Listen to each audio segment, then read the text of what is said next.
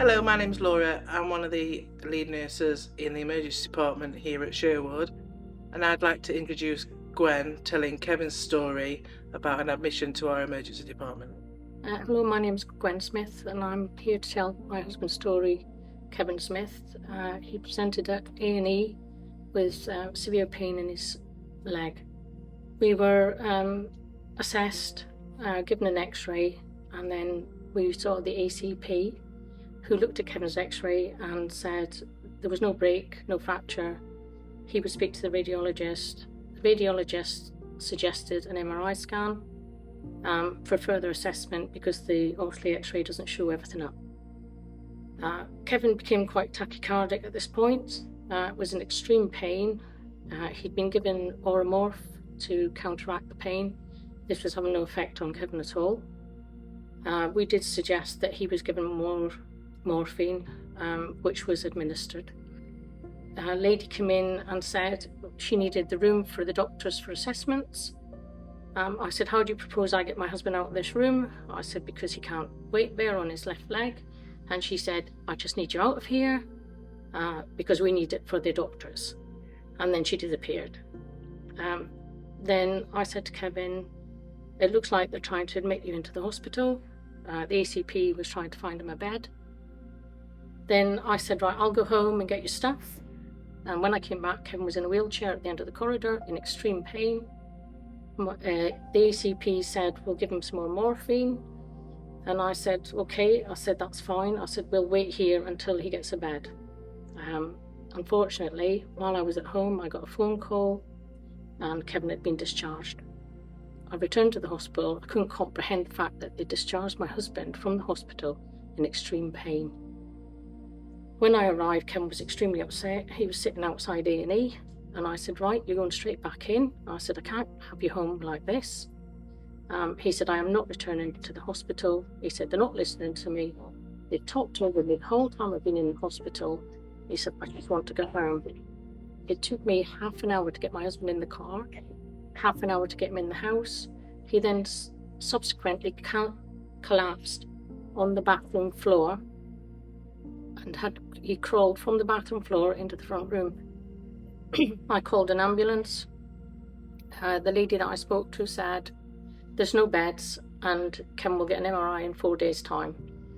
It's not really good that he's sleeping on the floor. And I said, well, I don't know how you propose that I get my husband onto the bed. She said he can have as much morphine as required. I said, I don't think that's actually quite true. I said, he could overdose.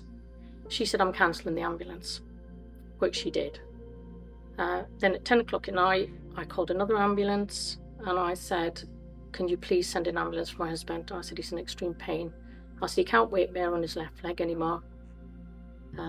She said, I'll get someone to ring you.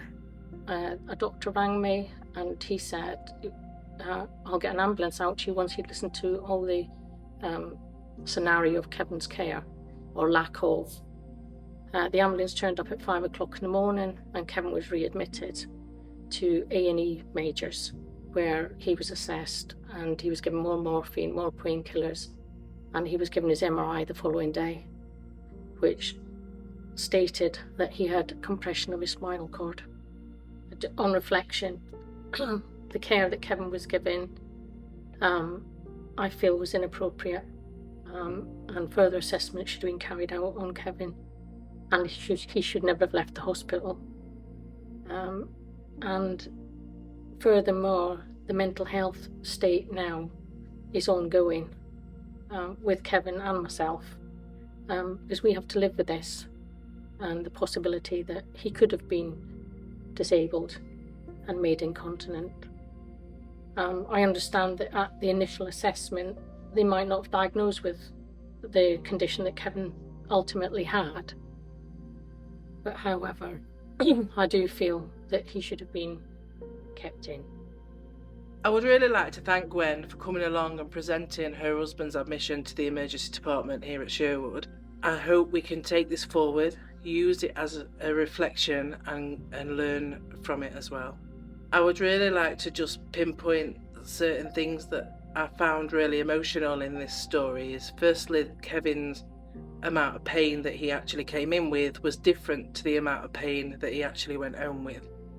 And I wouldn't want anybody going home in more pain than they actually arrived in ED. And I'd also want to just pinpoint the attitudes and behaviours that we present to staff members and patients and colleagues.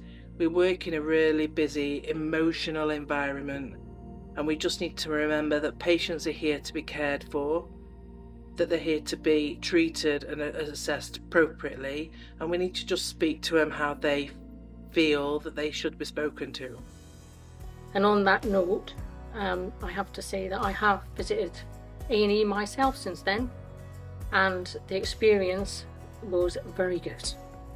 They treated me with respect, they listened to me, there were different departments come to see me to ensure that I hadn't suffered a stroke, and I thank the staff for that because they were very good to me.